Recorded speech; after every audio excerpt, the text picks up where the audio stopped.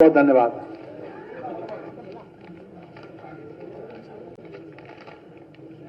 मित्रों, देश की सबसे बड़ी आबादी का राज्य उत्तर प्रदेश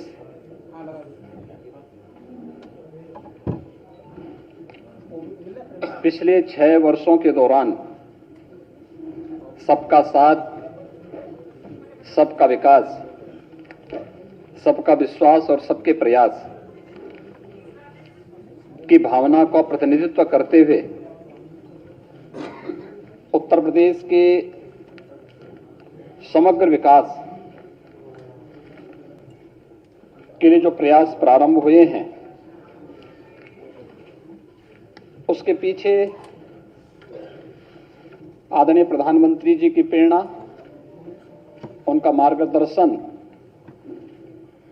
और बजट जब भी प्रस्तुत किया गया है वो एक निश्चित थीम के साथ प्रस्तुत किया गया। अगर आप देखें कि 2017-18 में जब प्रदेश में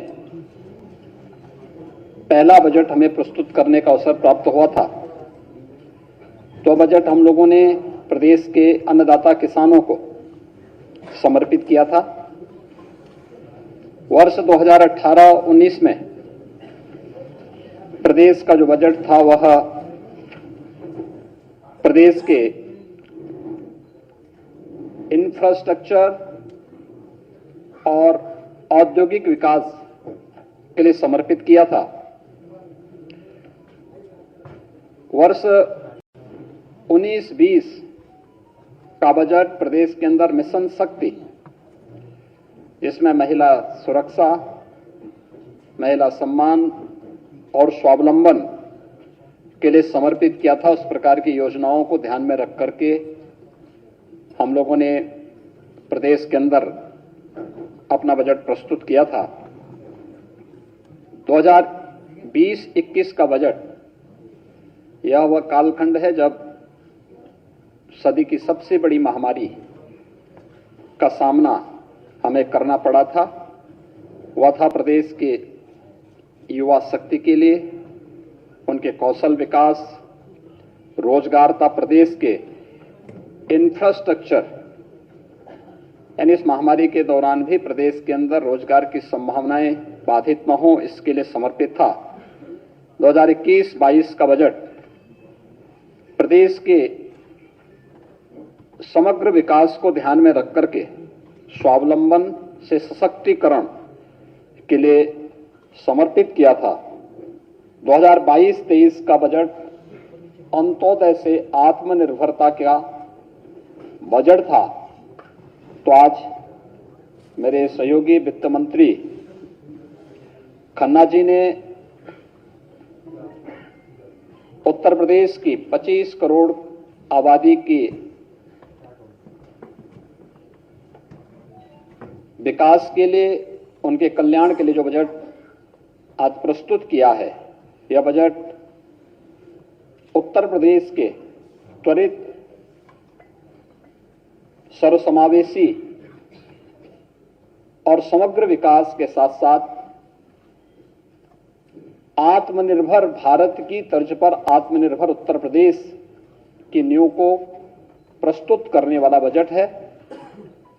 मैं इस बजट को प्रस्तुत करने के लिए वित्त मंत्री श्री सुरेश खन्ना जी को, अपर मुख्य सचिव वित्त श्री प्रशांत त्रिवेदी जी को और वित्त विभाग की पूरी टीम को उत्तर प्रदेश के अनुरूप बजट प्रस्तुत करने के लिए हृदय से बधाई देता हूं और आप सबका मैं हृदय से स्वागत करता हूं।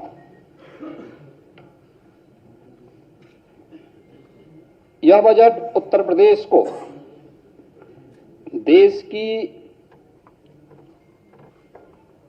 सबसे बड़ी अर्थव्यवस्था के रूप में स्थापित करने के लिए और आदरणीय प्रधानमंत्री जी के विजन के अनुरूप उत्तर प्रदेश अगले 5 वर्ष के अंदर $1 ट्रिलियन की इकोनॉमी बने,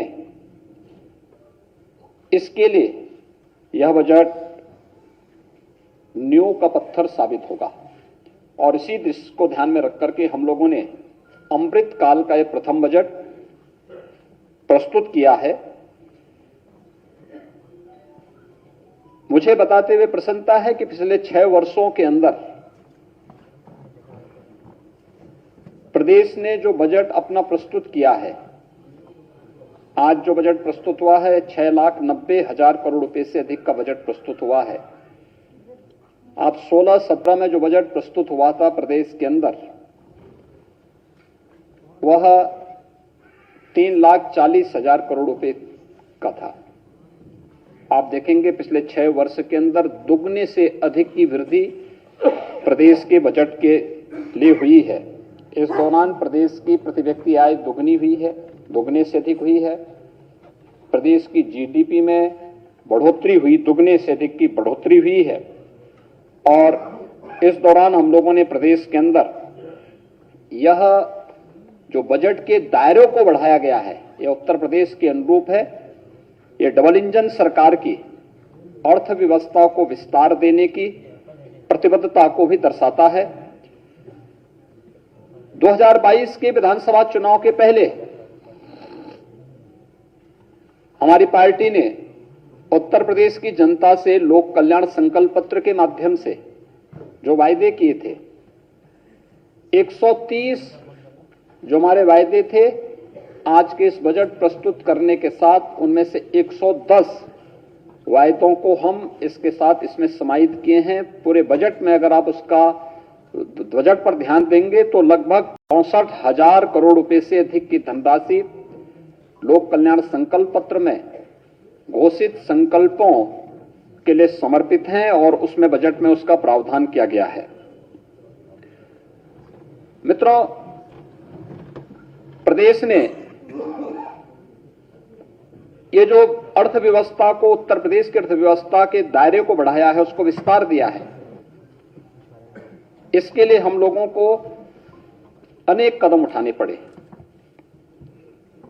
प्रदेश में कर चोरी को रोकना पड़ा, वित्तीय अनुशासन और बेहतर वित्तीय प्रबंधन को प्रदेश के अंदर कैसे लागू किया जाए, इसमें शासन प्रशासन स्तर पर और हर एक स्तर पर, हर विभागीय स्तर पर इस पर कार्य हुआ।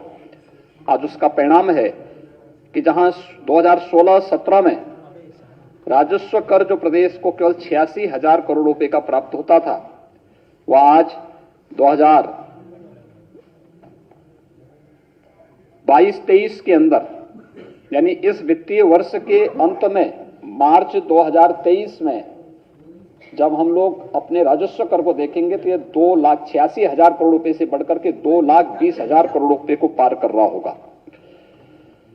प्रदेश में 2016-17 में जो सेल टैक्स और वैट से कुल लगभग 51,000 करोड़ रुपए की प्राप्ति होती थी, आज सेल टैक्स और वैट नहीं बल्कि जीएसटी है। जीएसटी के माध्यम से यह राशि बढ़कर के 1,25,000 करोड़ रुपए से अधिक होने का अनुमान है इस वित्तीय वर्ष के अंत में। स्टेट एक्साइज में जो 2016-17 में मात्र 12,000 करोड़ रुपए प्राप्त हुआ था, आज ये 22-23 में 45,000 करोड़ रुपए प्राप्त होने का अनुमान है। और ये तभी संभव हो पाया जब हम लोगों ने प्रदेश के अंदर राजस्व कर की चोरी को रोकने के लिए प्रभावी उपाय किए और राजस्व संग्रह की व्यवस्था को अत्यंत ही पारदर्शी तरीके से इस व्यवस्था को प्रदेश के अंदर लागू किया। उसके कारण ये प्रदेश के अंदर हो पाया है। ये आपने देखा होगा पिछले 6 वर्ष के अंदर जो भी संभव हो पाया है, या इस बार के टैक्स, उसमें भी आप देखेंगे उत्तर प्रदेश की जनता पर कोई अतिरिक्त टैक्स लगाए बगैर इस दौरान हम लोगों ने पेट्रोल डीजल पर जो वैट था यूपी का, उसकी ड्यूटी को कम किया। उत्तर प्रदेश की जनता को महंगाई से राहत दिलाई। और आज अगर आप देखेंगे कि प्रदेश के अंदर एक और डीजल पेट्रोल देश के किसी भी अन्य राज्य की तुलना में सस्ता है, इसके कारण आवश्यक उपभोक्ता वस्तुएं भी प्रदेश के अंदर महंगी नहीं हुई, आम जनमानस को राहत मिला, लेकिन पारदर्शी टैक्सेशन की प्रणाली प्रदेश के अंदर लागू करने, टैक्स चोरी को रोकने और राजस्व संग्रह को बढ़ाने का परिणाम आज हमारे सामने है कि प्रदेश ने जो एक रेवेन्यू सरप्लस स्टेट के रूप में आज उत्तर प्रदेश है, और जो हमारे पास रेवेन्यू सरप्लस है उसने प्रदेश के अंदर वर्ल्ड क्लास इंफ्रास्ट्रक्चर को देने में भी एक बड़ी भूमिका का निर्वहन किया और उत्तर प्रदेश आज देश के अंदर बेहतरीन इंफ्रास्ट्रक्चर देने में सफल हुआ है। ये विगत 6 वर्ष के अंदर प्रदेश के अंदर ये सभी चीजें प्राप्त की हैं। प्रदेश के अंदर आज के इस बजट में जो चीजें आप देखते होंगे, बहुत सारी चीजों की घोषणा इसमें आज यहां पर हुई है। वित्तीय अनुशासन का पूरा पालन किया गया है। इसमें पूरे बजट में अगर आप देखेंगे कुशल वित्तीय प्रबंधन की झलक आपको प्रदेश के अंदर देखने को मिलेगी। राजकोषीय अनुशासन को बनाए रखा गया है। एफआरवीएम एक्ट के अंतर्गत प्रदेश के अंदर जो राजकोषीय जो घाटे का जो निर्धारित सीमा है वह 3.5% से कम करके वह 3.24% तक करने में हमें सफलता प्राप्त हुई है और यह प्रदेश के अंदर वर्तमान में है। बजट के अंदर जो कुछ और चीजें महत्वपूर्ण है वह है 2016-17 में बजट का जो आकार था वह स्वयं के कर का जो उसमें रेशियो था वह केवल 33% था।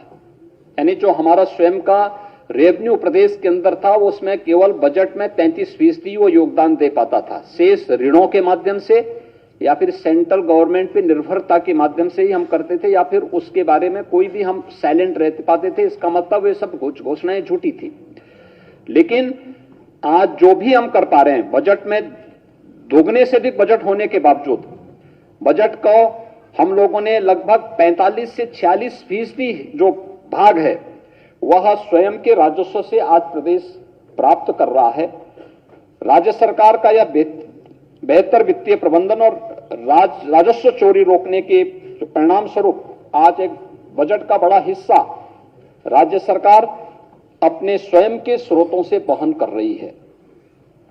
16-17 में 20% से अधिक वित्त पोषण ये ऋणों के माध्यम से होता था, लेकिन आज 23-24 का जो बजट प्रस्तुत किया गया है इसमें मात्र 16% ही ऋण के माध्यम से रह गया है।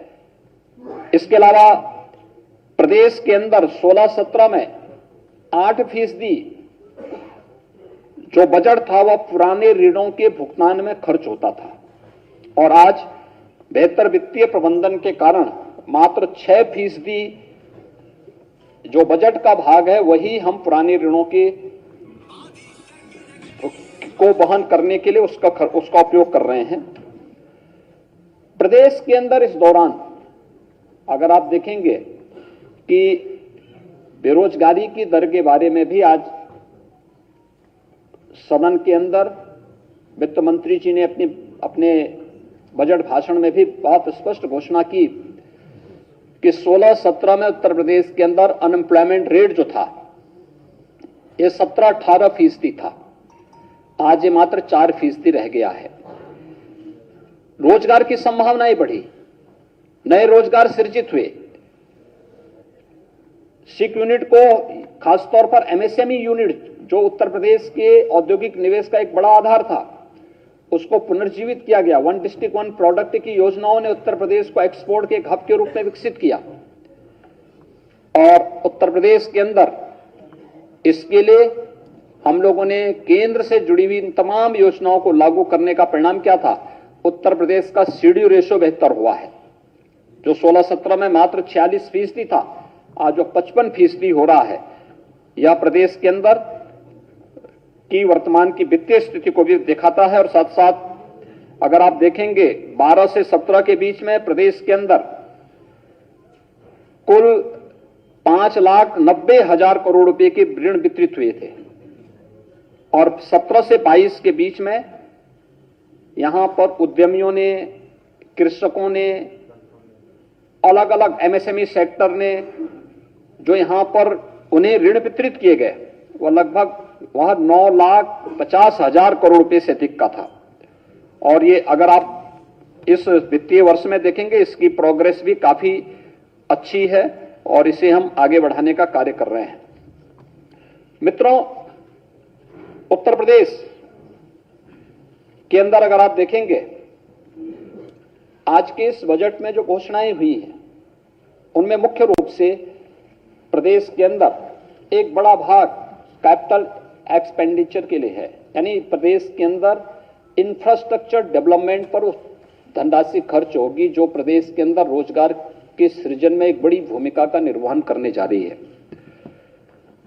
हमारे पास पहले से ही 5 एक्सप्रेसवे चालू स्थिति में है।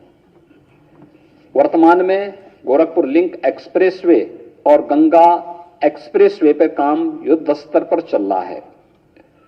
आज के बजट भाषण में वित्त मंत्री जी ने झांसी लिंक एक्सप्रेसवे और बुंदेलखंड एक्सप्रेसवे को चित्रकूट तक जोड़ने के लिए चित्रकूट लिंक एक्सप्रेसवे की भी घोषणा यहां पर आज की है। और इसके साथ ही प्रदेश के अंदर पूर्वांचल एक्सप्रेसवे और बुंदेलखंड एक्सप्रेसवे में औद्योगिक क्लस्टर विकसित करने के लिए 4 क्लस्टर पूर्वांचल एक्सप्रेसवे में, 2 औद्योगिक क्लस्टर बुंदेलखंड एक्सप्रेसवे में विकसित करने के बारे में भी आज यहां पर बजट का प्रावधान किया है और उसकी घोषणा भी की है। गोरखपुर लिंक एक्सप्रेसवे के लिए भी यहां पर औद्योगिक गलियारा के लिए उसकी घोषणा यहां पर आज हुई है। प्रदेश में किसानों को राहत देने के लिए अन्नदाता किसानों के बारे में जो हम लोगों ने लोक कल्याण संकल्प पत्र के माध्यम से भी बात की थी, इसे निजी नलकूप से जुड़े हुए जो हमारे अन्नदाता किसान हैं उन्हें हमने पिछले बजट में विद्युत बिल में 50% की छूट दी थी। आने वाले समय में हम उन्हें व्यवस्थित तरीके से 100% छूट देने की व्यवस्था करने जा रहे हैं और इसके लिए भी बजट का प्रावधान हम लोगों ने इसमें किया है।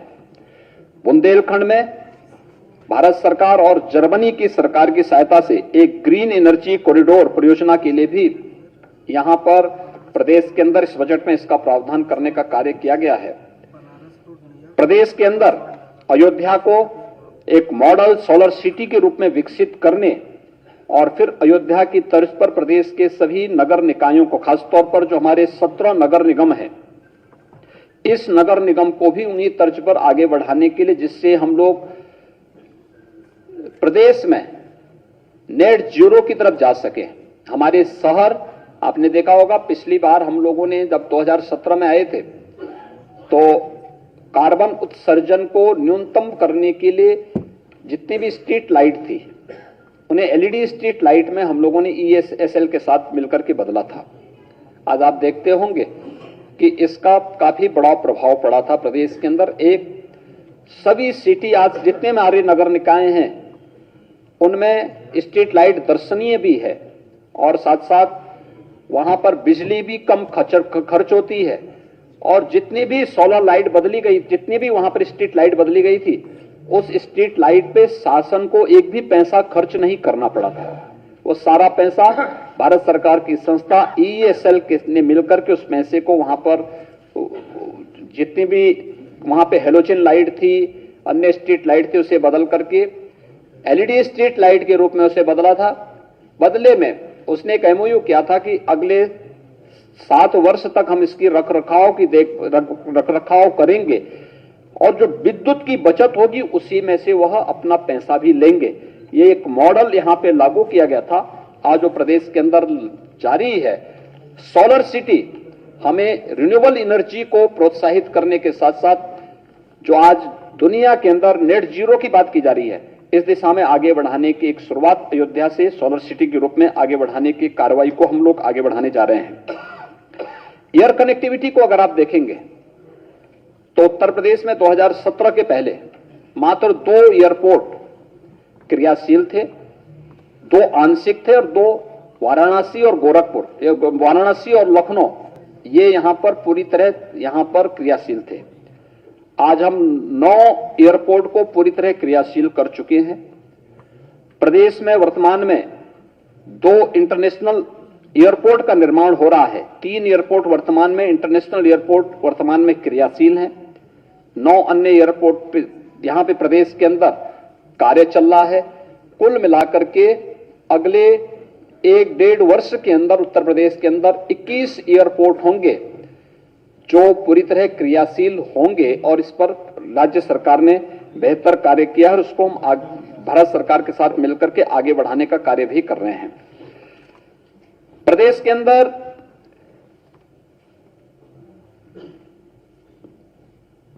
आगरा और वाराणसी में साइंस सिटी और नक्षत्रशाला की स्थापना के लिए भी इस बजट में इसका प्रस्ताव यहां पे प्रस्ताव किया गया है।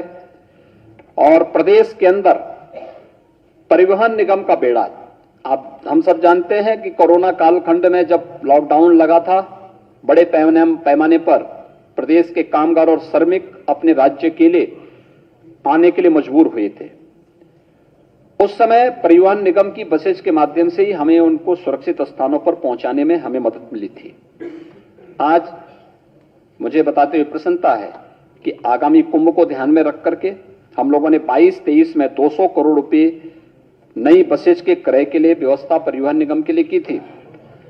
23-24 में परिवहन निगम की 1000 नई बसेज के लिए भी बजट में 400 करोड़ रुपए का प्रावधान किया गया है। परिवहन निगम के बस स्टैंड के लिए 100 करोड़ रुपए की अतिरिक्त व्यवस्था की गई है। और प्रदेश ने जो अपनी EV policy, electric vehicle policy प्रदेश के अंदर लागू की है, उसके लिए भी 100 करोड़ रुपए का प्रावधान हम लोगों ने बजट में किया है। प्रदेश के अंदर अन्य इंफ्रास्ट्रक्चर के लिए, सड़कों के निर्माण के लिए, इंटर स्टेट कनेक्टिविटी के लिए, डिस्ट्रिक्ट मुख्यालयों को ब्रिजेज के निर्माण के लिए, सड़क और सेतुओं के निर्माण के लिए 21,000 करोड़ रुपए से अधिक का प्रावधान किया गया है। उनके अनुरक्षण के लिए 6,000 करोड़ रुपए का भी प्रावधान किया गया है। ये प्रदेश के अंदर अन्य ग्रामीण क्षेत्र के सड़कों के निर्माण के लिए भी 1525 करोड़, रेलवे उपरिगामी सेतु के लिए 1700 करोड़ रुपए और अन्य सेतुओं के निर्माण के लिए भी 1850 करोड़ रुपए का प्रावधान इस बजट में किया गया है। राज्य मार्गों के चौड़ीकरण के लिए 2588 करोड़, प्रमुख जिला मार्गों के चौड़ीकरण सुदृढ़ीकरण के लिए 2538 करोड़, प्रमुख धर्मस्थलों पर जाने वाले सड़कों के मार्गों के निर्माण के लिए 1000 करोड़ रुपए, राज्य सड़क निधि से अनुरक्षण के लिए 3000 करोड़ रुपए, औद्योगिक और जो हमारे लॉजिस्टिक पार्क हैं उनको 4 लेन की कनेक्टिविटी के लिए भी धनराशि की व्यवस्था की गई है। और इसमें एक नया मत उसमें जोड़ा गया है कि गन्ना विभाग से जुड़ी हुई जितनी भी सड़कें थी, अब पीडब्ल्यूडी उनका अनुरक्षण करेगा और इसके लिए 250 करोड़ रुपए की अतिरिक्त व्यवस्था भी बजट में आज की गई है। प्रदेश के अंदर औद्योगिक विकास को बढ़ावा देने के लिए एक नई नीति आज घोषित की गई है, वह है मुख्यमंत्री औद्योगिक क्षेत्र विस्तारीकरण और नए औद्योगिक क्षेत्र प्रोत्साहन योजना। इसमें प्रदेश के अंदर इस वित्तीय वर्ष में 5000 करोड़ रुपए की व्यवस्था की गई है, जिसमें नए औद्योगिक क्षेत्र स्थापित करने के लिए यह कार्रवाई प्रदेश के अंदर यहां पे प्रारंभ होगा। इसके अलावा झांसी बुंदेलखंड औद्योगिक विकास प्राधिकरण की भी व्यवस्था आज इस बजट में की गई है, जिसके लिए इस बजट में 5000 करोड़ रुपए की व्यवस्था हम लोगों ने इसमें की है। PM Gatishakti national master plan multi modal connectivity infrastructure के लिए भी 1200 करोड़ रुपए का व्यवस्था की गई है। अटल इंडस्ट्रियल इंफ्रास्ट्रक्चर मिशन के लिए 300 करोड़ रुपए की व्यवस्था की गई है। और प्रदेश के अंदर जो सिक यूनिट हमारी हैं, खासतौर पर कताई मिल्स हैं, स्टेट यार्न यूनिट हैं, स्टेट स्पिनिंग जो मिल्स हैं, राज्य वस्त्र निगम से जुड़ी हुई जो मिल्स हैं, जो एक प्रकार से बंदी के कगार पर हैं, उन सभी को हम नए औद्योगिक क्लस्टर वहां पे विकसित कर सकें, नए औद्योगिक इकाइयों को विकसित कर सकें, इसके लिए एक पॉलिसी उत्तर प्रदेश सरकार लेकर के आई है। और इसमें हम वहां पर जो कर्मचारी पहले से वहां पे कार्यरत हैं उनके देय भुगतान के बारे में भी व्यवस्था हम लोगों ने की है। प्रदेश के युवाओं के तकनीकी दृष्टि से सक्षम और समर्थ बनाने के लिए टैबलेट और स्मार्टफोन देने की जो व्यवस्था की गई है, हम लोगों ने अब तक प्रदेश में 20 लाख युवाओं को टैबलेट और स्मार्टफोन वितरित किए हैं। पिछले बजट में हम लोगों ने प्रदेश के अपने युवाओं के लिए जो व्यवस्था की थी 1700 करोड़ रुपए की व्यवस्था की थी, जिसके तहत 20 लाख युवाओं को हम इसके साथ जोड़ चुके हैं। इस बार के इस बजट में हम लोगों ने 3600 करोड़ रुपए का प्रस्ताव किया है, जो उत्तर प्रदेश के यूथ को प्रदेश के अंदर स्वामी विवेकानंद युवा सशक्तिकरण योजना में टैबलेट और स्मार्टफोन, ये स्नातक और प्रास्नातक युवाओं को इस सुविधा हम उपलब्ध कराने जा रहे हैं। और अगले 5 वर्ष में कुल 2 करोड़ युवा को हम इसके साथ जोड़ने का कार्य करेंगे। प्रदेश में औद्योगिक पार्कों के विकास के लिए मैं निजी क्षेत्र यानी निजी क्षेत्र भी इस क्षेत्र में निवेश, उसमें उन्हें प्रोत्साहित करने के लिए भी 500 करोड़ रुपए का एक व्यवस्था की गई है। वन डिस्ट्रिक्ट वन प्रोडक्ट के लिए भी इसमें 275 करोड़ रुपए का प्रावधान है। और भारत सरकार की विशेष सहायता प्राप्त योजनाओं के वित्तीय में, जिसमें जनपद स्तर पर यूनिटी मॉल की स्थापना होनी है। वन डिस्ट्रिक्ट वन प्रोडक्ट के जो हमारे प्रोडक्ट हैं उनके डिस्प्ले के लिए यूनिटी मॉल बनेंगे, उसके लिए भी 200 करोड़ रुपए का प्रस्ताव इस बजट में किया गया है। विश्वकर्मा श्रम सम्मान के अंतर्गत जो हमारे परंपरागत उद्यमी हैं, कारीगर हैं, उनके प्रोत्साहन के लिए उन्हें निःशुल्क प्रशिक्षण, टूल किट उपलब्ध कराना, इसके लिए भी धनराशि की व्यवस्था इस बजट में की गई है। तो प्रदेश से निर्यात को प्रोत्साहित करने के लिए भी हम लोगों ने विशेष प्रावधान किया। और मुझे बताते हुए प्रसन्नता है कि 17-18 में प्रदेश में हमारा जो कुल निर्यात होता था वह मात्र 86 से 88,000 करोड़ रुपए के बीच में था। आज वह बढ़कर के लगभग 1,60,000 करोड़ के आसपास होने जा रहा है। मुख्यमंत्री एक नई योजना इसमें हमने चलाई है। एमएसएमई सेक्टर में जो लोग काम करते हैं, उद्यमी हैं या जो वहां कारीगर हैं, उनको सुरक्षा बीमा का कोई कवर नहीं था। मुख्यमंत्री सूक्ष्म उद्यमी दुर्घटना बीमा योजना हम इस बार उसको लागू कर रहे हैं। इसके लिए धनराशि की व्यवस्था की गई है। अगर किसी आपदा के कारण, किसी दुर्घटना के कारण उस उद्यमी की, एमएसएमई सेक्टर में कार्य करने वाले किसी उद्यमी की, किसी कारीगर की, किसी हस्तशिल्पी की दुर्भाग्य से मौत होती है, तो 5 लाख रुपए की बीमा कवर उसे देने का कार्य किया जाएगा। और इसको लेकर के हम लोगों ने कार्य पर इसमें बजट में उसका प्रावधान किया है। युवाओं को रोजगार उपलब्ध कराने के लिए, उसके लिए विशेष प्रशिक्षण के लिए भी प्रदेश के अंदर इस बजट में इसका प्रावधान किया गया। इसमें बजट में उसका प्रावधान किया गया है। प्रदेश के अंदर नई स्टार्टअप नीति के बारे में, आईटी सेक्टर में इंक्यूबेटर्स और स्टार्टअप सीड कैपिटल के लिए भी बजट का प्रावधान इसमें किया गया है। इसके साथ ही प्रदेश के अंदर प्रदेश के अमरोहा, बागपत, अमेठी, संभल, हापुड़ जनपदों में और वाराणसी और चंदौली में भी हम लोगों ने जिला उद्योग प्रोत्साहन और उद्यमता विकास केंद्र की स्थापना के लिए भी इसमें बजट का प्रावधान किया है। प्रदेश के अंदर यह वर्ष हम सब जानते हैं कि आदरणीय प्रधानमंत्री जी की प्रेरणा से मिलेट वर्ष के रूप में घोषित हुआ है। जो मोटा अनाज है, श्री अन्न के रूप में जिन्हें प्रधानमंत्री जी ने एक नया संबोधन दिया है। सुपर फूड के रूप में प्रधानमंत्री जी ने अपने यहां पर जीआईएस के उद्घाटन कार्यक्रम के अवसर पर इस रूप में एक नामकरण भी दिया था। प्रदेश के अंदर मिलेट वर्ष के अंतर्गत मिलेट पुनरुद्धार योजना के लिए 55 करोड़ 60 लाख रुपए का प्रस्ताव किया जा रहा है।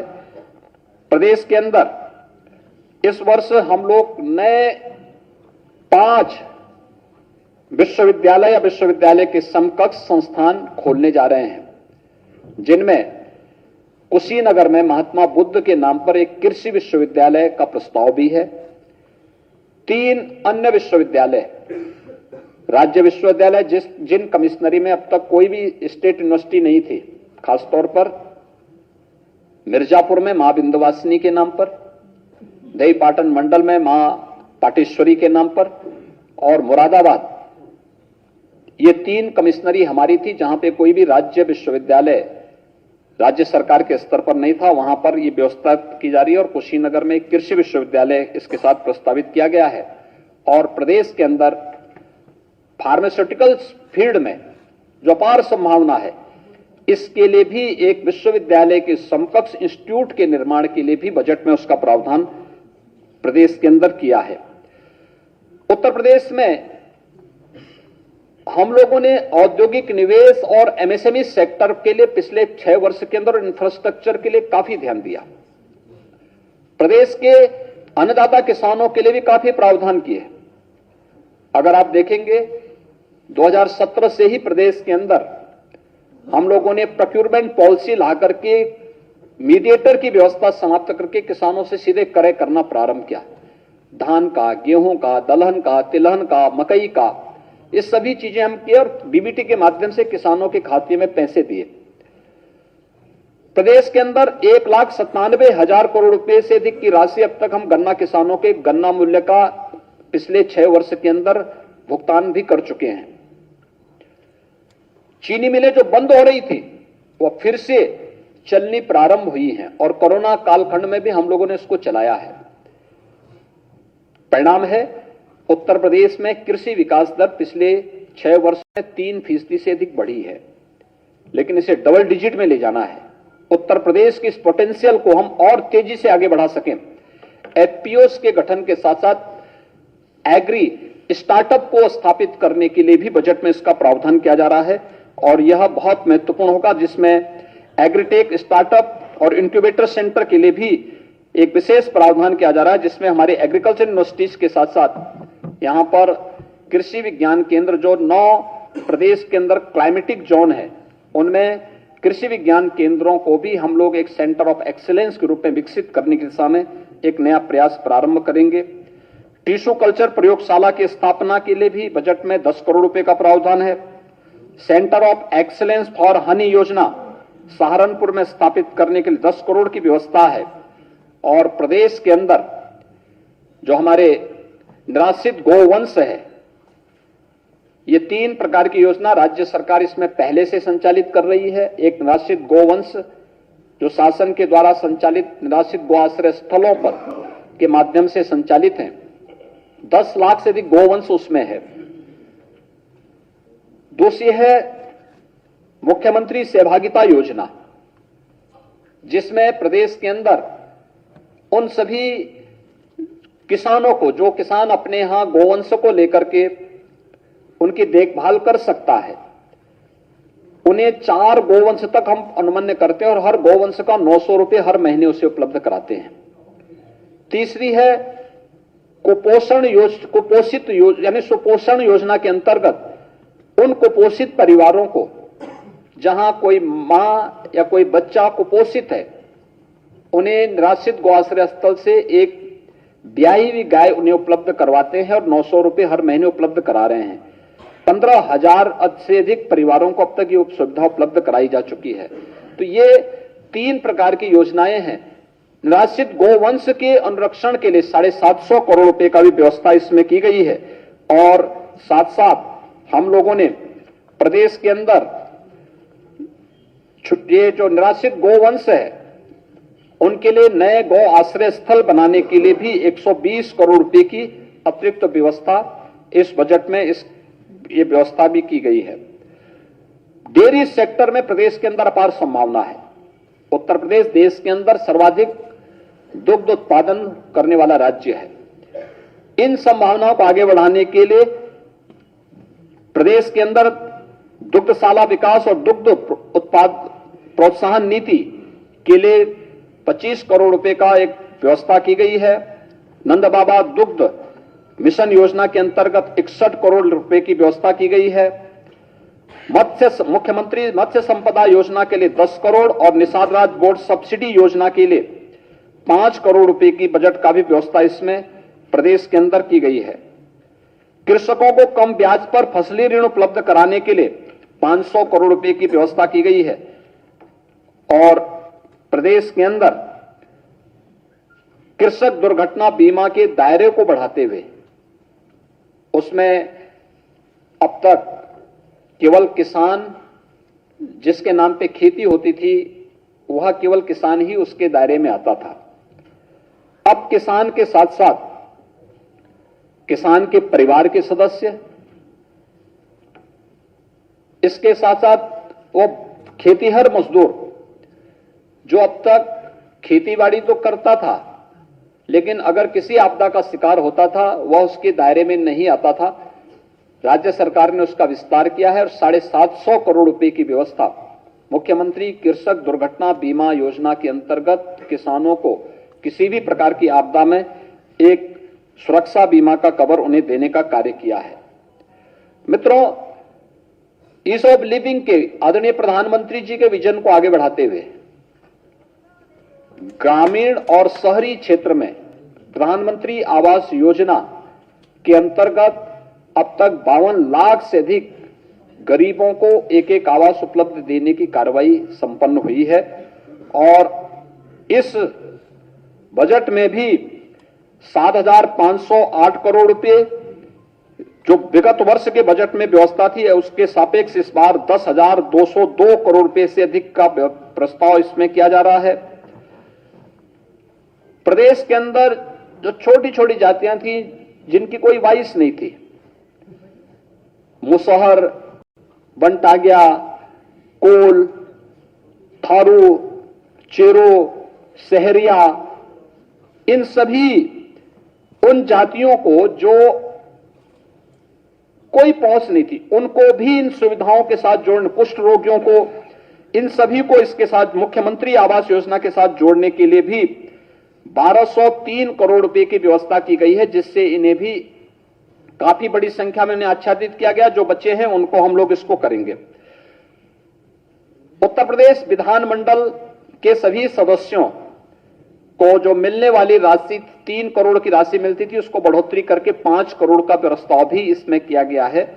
यह सभी माननीय विधानसभा और विधान परिषद के सदस्यों को ही प्राप्त होगा। मुख्यमंत्री पंचायत प्रोत्साहन योजना के अंतर्गत 2,478 उत्कृष्ट ग्राम पंचायतों के प्रोत्साहन के लिए भी 85 करोड़ रुपए का प्रस्ताव इस बजट में किया गया है। ग्रामीण क्षेत्र में भी ग्रामीण सचिवालय का निर्माण हो सके और तकनीक के माध्यम से गांव की नागरिक को गांव में ही सभी प्रकार की सुविधाएं मिल सके, इसके लिए प्रदेश के अंदर बड़े पैमाने पर ग्राम सचिवालयों का निर्माण किया जा रहा है।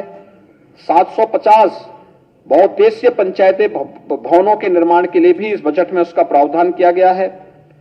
ग्रामीण क्षेत्र में वहां पर जन सुविधाओं के विकास और अंत्येष्टि स्थलों के लिए भी बजट का प्रावधान इसमें किया गया है और एक नई स्कीम इसमें लागू की जा रही है, उत्तर प्रदेश मातृभूमि योजना, जिसके अंतर्गत प्रदेश के अंदर कोई भी व्यक्ति जो प्रवासी नागरिक है उत्तर प्रदेश का, वो अगर अपने ग्राम पंचायत में अपने किसी पूर्वज के नाम पर कोई निर्माण कार्य कराना चाहता है, कोई बहुउद्देशीय भवन बनाना चाहता है, कोई कन्वेंशन सेंटर बनाना चाहता है, कोई लाइब्रेरी बनाना चाहता है या किसी अन्य निर्माण कार्य के लिए, तो उसमें इस योजना के अंतर्गत हम उसे जोड़ रहे हैं और इसके माध्यम से फिर हम उसे एक स्थान देंगे और उसके साथ एक एमओयू करते हुए उसका उपयोग ग्राम पंचायत कर पाएगी और गांवों के विकास में प्रवासी नागरिकों की भूमिका को भी हम इसके साथ जोड़ पाएंगे। योजना हम लागू करने जा रहे हैं।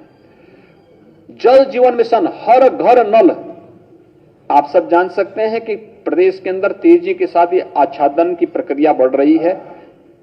हमारा अनुमान है कि इस वित्तीय वर्ष में हम 1 करोड़ से अधिक घरों तक शुद्ध पेयजल का कनेक्शन उपलब्ध कराने में समर्थ हो जाएंगे। 1 करोड़ परिवार तक। आप इस बजट में जल जीवन मिशन के लिए 21,000 करोड़ रुपए का प्रस्ताव किया गया है। एक बड़ी राशि इसके लिए उपलब्ध कराई जा रही है। जल संरक्षण के लिए भूजल स्तर के मापन और उन्हें पूर्व में स्थापित जो पोजीमीटर थे वहां पर डिजिटल वाटर लेवल रिकॉर्डर की स्थापना हेतु हम 23-24 में उसकी एक व्यवस्था प्रदेश के अंदर करने जा रहे हैं, जिसमें नवीन डिजिटल वाटर लेवल रिकॉर्डर की स्थापना के लिए भी इस बजट में प्रावधान किया जा रहा है। उत्तर बुंदेलखंड क्षेत्र में एक नवीन योजना India Israel Bundelkhand water project प्रारंभ करने का एक प्रस्ताव है और साथ साथ अटल भूजल योजना के अंतर्गत प्रदेश के अंदर जो 26 क्रिटिकल विकास खंड थे उन विकास खंडों के लिए भी हम लोगों ने प्रदेश के एक बजट का प्रावधान इसमें किया है।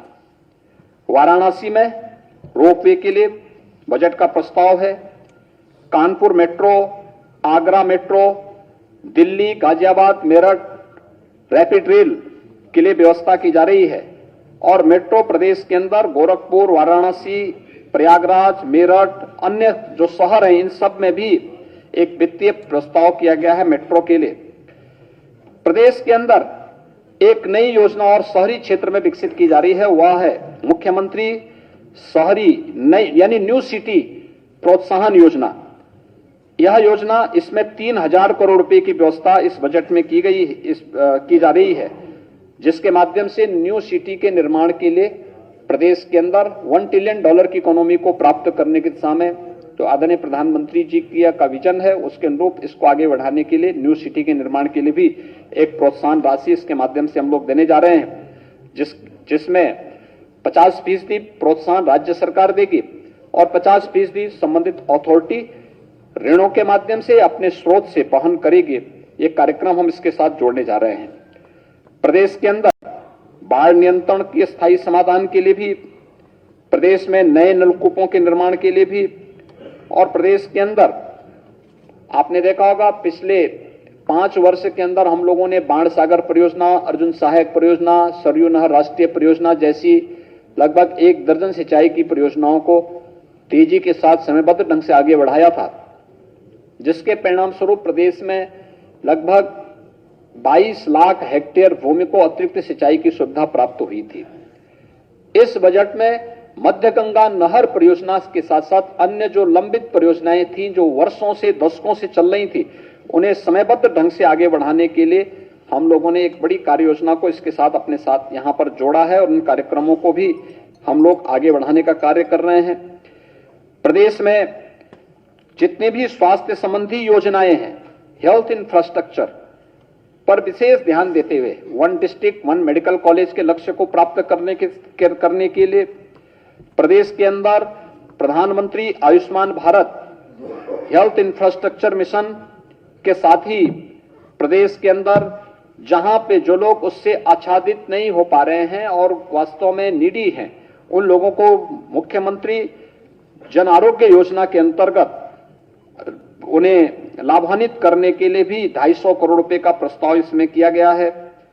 प्रदेश के अंदर पंडित दीनदयाल उपाध्याय राज्य कर्मचारी कैशलेस चिकित्सा योजना के अंतर्गत भी 150 करोड़ रुपए की व्यवस्था यहां पे राज्य कर्मचारियों के लिए प्रस्तावित प्रदेश के अंदर लागू की गई है, जिसमें एक राशि की एक प्रस्ताव हम लोगों ने इसके साथ की है कि किसी भी ऐसे उद्यम में जहां उत्तर प्रदेश का युवा किसी अप्रेंटिसशिप की स्कीम के साथ जुड़ता है तो उसमें एक निश्चित अवधि के तहत वो युवा वहां प्रशिक्षण लेगा।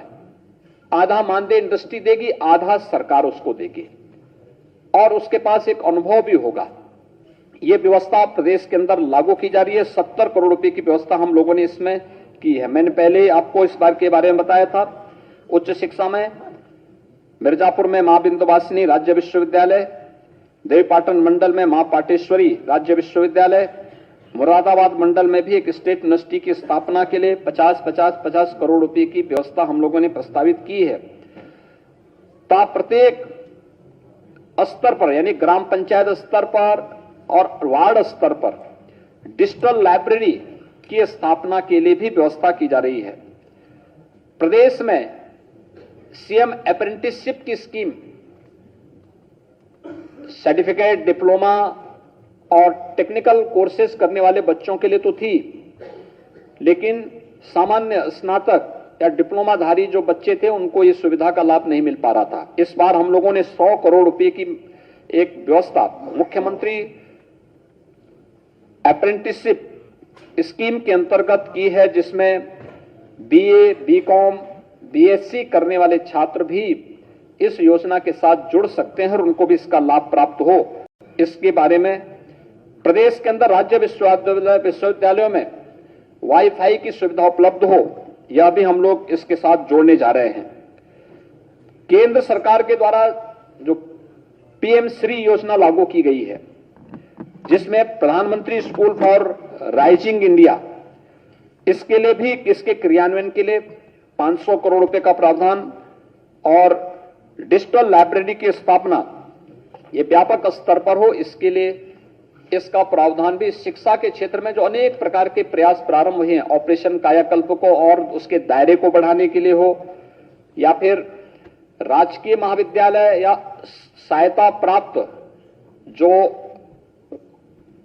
अशासकीय इंटर कॉलेजेस थे, इनके जर्जर भवनों के लिए भी हम लोगों ने व्यवस्था की है। संस्कृत विद्यालयों, जो संस्कृत विद्यालय थे जर्जर स्थिति में हैं, 100 करोड़ रुपए की व्यवस्था उनके लिए की जा रही है। और संस्कृत विद्यालयों में अध्ययन करने वाले छात्रों के लिए विशेष स्कॉलरशिप की स्कीम भी हम लोग इस बार लेके आने वाले हैं, जिसके माध्यम से उन छात्रों को लॉजिंग, फूडिंग की कोई समस्या न होने पाए, उसके लिए स्कॉलरशिप राज्य सरकार उन्हें देगी। इसके बारे में भी हम लोग इस बजट में हम लोगों ने इसका प्रावधान किया है। प्रदेश के अंदर जो अन्य वो हैं, खासतौर पर 2025 में प्रयागराज का कुंभ है, तो प्रयागराज कुंभ के लिए 2,500 करोड़ रुपए का व्यवस्था अभी से वहां के इंफ्रास्ट्रक्चर डेवलपमेंट के लिए राज्य सरकार ने प्रस्तावित किया है। इसके अलावा नगर निकायों में कान्हा उपवन के लिए, जहां पे जो निराश्रित गोवंश है उनके आश्रय स्थल बनाने के लिए 100 करोड़ रुपए का प्रस्ताव किया। इसके अतिरिक्त प्रस्ताव किया गया है नगरीय क्षेत्रों में अमृत 2 की स्कीम, जिसमें सीवर, पेयजल की स्कीम प्रदेश के अंदर हमारी 60 सिटी इससे आच्छादित है।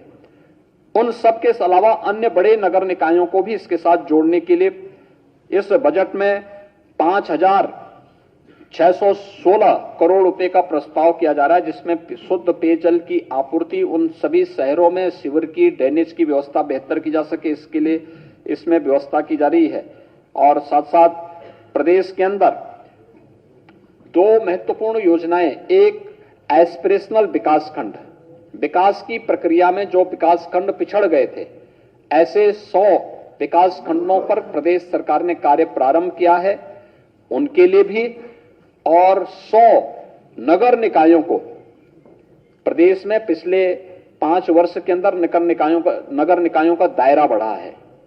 आज 762 नगर निकाय यूपी के अंदर हैं। इनमें से बहुत सारे नगर निकाय ऐसे हैं जो ग्रामीण पृष्ठभूमि से जुड़े हुए हैं, बुनियादी सुविधाओं का अभाव आज भी उनके पास है। उनके लिए 100 ऐसे नगर निकायों को हम लोगों ने आकांक्षी नगर योजना के अंतर्गत उनकी चयन की प्रक्रिया के साथ जोड़ करके उनके कन्वर्जन के माध्यम से उनके विकास, उन्हें सभी बुनियादी सुविधाओं से आच्छादित करने की एक बड़ी योजना को हम इसके साथ जोड़ रहे हैं। और इन सभी नगर निकायों में एक सीएम फेलो की भी तैनाती करेंगे, जो इन सभी नगर निकायों के व्यवस्थित और बुनियादी सुविधाओं से आच्छादित करने में योगदान देंगे। ये बुनियादी सुविधाएं वहां पे निवास करने वाले नागरिकों को भी उपलब्ध हो पाएंगे। प्रदेश में सर्विस सेक्टर में अपार संभावनाएं हैं और खासतौर पर पर्यटन क्षेत्र में स्पिरिचुअल जो टूरिज्म है उत्तर प्रदेश का, ये उत्तर प्रदेश की एक बड़ी पूंजी है। इसको प्रोत्साहित करने के लिए मुख्यमंत्री पर्यटन संवर्धन योजना, पर्यटन योजना के अंतर्गत 300 करोड़ रुपए का प्रस्ताव इस बार फिर से हम लोगों ने इसमें की है। सहारनपुर के शाकंभरी देवी मंदिर के समेत मंदिर में पर्यटन सुविधाओं के विकास के लिए यहां पर इसमें व्यवस्था की है। युवाओं के विशेष प्रशिक्षण, गाइड का प्रशिक्षण दिया जाना हो, अन्य कार्यक्रमों को प्रोत्साहित करने के लिए भी यहां पर इसके लिए व्यवस्था की जा रही है। इको टूरिज्म लखनऊ के लिए भी इस बजट में प्रस्ताव किया गया है। बुंदेलखंड में टूरिज्म के पार संभावनाएं हैं। वहां के किलों को टूरिज्म सर्किट के रूप में आगे बढ़ाने के लिए और वहां पे पर्यटन की अन्य संभावनाओं को आगे बढ़ाने के लिए बौद्ध परिपथ की दृष्टि से उत्तर प्रदेश अत्यंत समृद्धशाली है। इसके लिए भी प्रदेश के अंदर हम लोगों ने बजट में इसका व्यवस्था की है। सुख तीर्थ के डेवलपमेंट के लिए जो मुजफ्फरनगर में है उसके लिए हम व्यवस्था करने जा रहे हैं। नैमिषारण्य तीर्थ के विकास के लिए भी यहां पर व्यवस्था की जा रही है और प्रयागराज में आगामी कुंभ को ध्यान में रख करके वहां के समेकित विकास के लिए भी एक बजट में प्रावधान किया जा रहा है। प्रदेश के अंदर इसके साथ ही प्रदेश के अंदर एक फैमिली आईडी कार्ड लागू करने की व्यवस्था, यह इस बजट में उसका प्रावधान किया जा रहा है और एक व्यवस्था की जा रही है कि हर परिवार के पास अपना एक फैमिली कार्ड होगा। किन योजनाओं का लाभ उस परिवार को प्राप्त हो रहा है और किन योजनाओं से परिवार अभी वंचित है, फिर 100% सिचुएशन की तरफ उन परिवारों को बढ़ाना, इस फैमिली आई कार्ड योजना को भी हम प्रदेश के अंदर आगे बढ़ाने का कार्य कर रहे हैं। खेलों को प्रोत्साहित करने के लिए 950 करोड़ रुपए का प्रावधान इस बजट में किया जा रहा है। साथ साथ खेल के विभिन्न प्रकार के विकास की योजनाओं को आगे बढ़ाने के साथ साथ मेजर ध्यानचंद स्पोर्ट्स विश्वविद्यालय में 300 करोड़ रुपए की व्यवस्था, पूर्व खिलाड़ियों और पहलवानों को आर्थिक सहायता के लिए भी धनराशि की व्यवस्था की गई है। खेलो इंडिया यूनिवर्सिटी गेम्स के लिए भी व्यवस्था की जा रही है और वाराणसी और मेरठ में शूटिंग रेंज की स्थापना के लिए भी, अयोध्या में अंतर्राष्ट्रीय क्रीड़ा संकुल के निर्माण के लिए भी इस बजट में व्यवस्था की जा रही है। और पहली बार प्रदेश में व्यवस्था की जा रही है कि निजी जो खेल अकादमी है सरकार उनको भी प्रोत्साहित करेगी। इसका प्रावधान भी हम लोगों ने बजट में किया है। मैनपुरी को मुख्य पर्यटन केंद्र के रूप में विकसित करने के लिए वहां एक संग्रहालय का प्रावधान हम बजट में करने जा रहे हैं। आजमगढ़ के हरिहरपुर में, हरिहरपुर आजमगढ़ का एक ऐसा गांव है जहां पे कला की सभी प्रकार की विधाओं को प्रोत्साहन मिला है और लंबे समय से मिला है।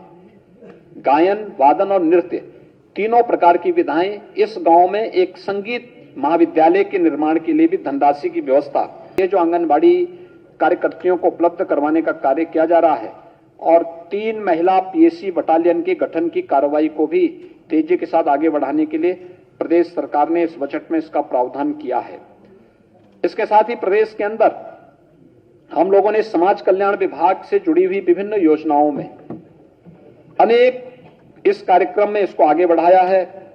खासतौर पर समाज कल्याण विभाग में अगर आप देखेंगे तो 12,648 करोड़ रुपए का बजट का प्रस्ताव केवल इस मद में रखा गया है। दिव्यांगजन कल्याण के लिए 1552 करोड़ रुपए का बजट का प्रस्ताव इसमें किया गया है। प्रदेश के अंदर बाकी अन्य तमाम योजनाएं इसके साथ आई हैं और रोजगार में मुख्यमंत्री युवा स्वरोजगार योजना के अंदर 150 करोड़ रुपए का, विश्वकर्मा श्रम सम्मान योजना के अंतर्गत लगभग 112 करोड़ रुपए का जो एमएसएमई सेक्टर का एक प्रस्ताव है उसको भी इस बजट में उसका प्रावधान किया गया है। प्रदेश के अंदर वृद्धावस्था पेंशन, दिव्यांगजन पेंशन की राशि को राज्य सरकार ने अभी लगभग 1 वर्ष पहले ही उसमें बढ़ोतरी की है, 500 से 1000 रुपया किया है। कुष्ठावस्था पेंशन की राशि को 3000 रुपये प्रति माह किया है। प्रदेश के अंदर एक नई योजना हम लोग इस बार करने जा रहे हैं और वह है उज्ज्वला योजना के लाभार्थियों को, जो प्रदेश के अंदर 1,74,00,000 उज्ज्वला योजना के लाभार्थी हैं, उन्हें दीपावली और होली पे उज्ज्वला योजना का एक एलपीजी का सिलेंडर फ्री में उपलब्ध करवाने की व्यवस्था करने जा रहे हैं और यह व्यवस्था, इसका लिए धनराशि की व्यवस्था भी हम लोगों ने 3,047 करोड़ 48 लाख रुपए की व्यवस्था इस बजट में हम लोगों ने यहां पर की है। प्रदेश के अंदर गृह विभाग से जुड़े हुए तमाम अन्य मदाएं हैं जिसमें पुलिस कार्मिकों की अवस्थापना सुविधाओं के विकास के साथ साथ अन्य महत्वपूर्ण योजना पुलिस के आधुनिकीकरण की दिशा में कार्य योजना को आगे बढ़ाने का कार्य किया जा रहा है। यह वर्ष हमारे लिए बहुत महत्वपूर्ण होगा कि सरदेव अटल जी के नाम पर जो रजिस्टर्ड श्रमिक हैं, कोरोना कालखंड में अनाथ हुए बच्चे हैं, उनके लिए 18 अटल आवासीय विद्यालय, अत्याधुनिक सुविधा से युक्त 18 अटल आवासीय विद्यालय का संचालन हम लोग इस वर्ष जुलाई से करने जा रहे हैं। उसके लिए धनराशि की व्यवस्था हम लोगों ने इस बार के बजट में की है। और प्रदेश में forensic science institute, Uttar Pradesh police and forensic